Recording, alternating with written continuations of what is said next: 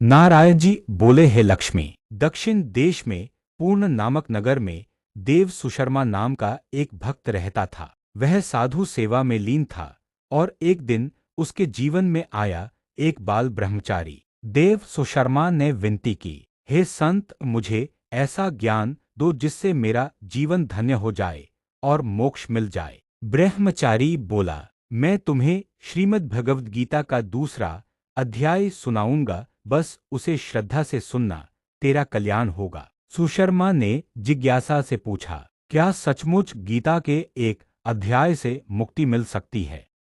यह दृश्य देखकर अयाली और संत दोनों चकित रह गए।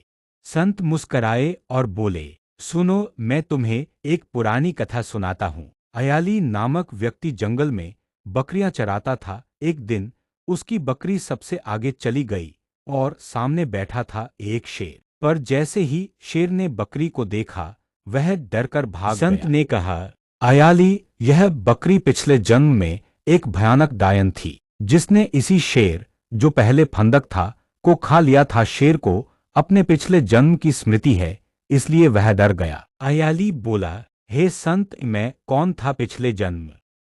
संत बोले, तू एक चांडाल था। अयाली ने हाथ जोड़कर कहा, हे ब्रह्मचारी, अब हम सबका उद्धार कैसे होगा? संत बोले, मैं तुम्हें श्रीगीता के दूसरे अध्याय का पाठ कराता हूँ। जैसे ही संत ने पाठ सुनाया, उसी समय आकाश से दिव्य विमान उतरे और तीनों को बैकुंठ लोक ले गए। उनका उद्धार हुआ और उन्होंने दिव्य देह प्राप्त की।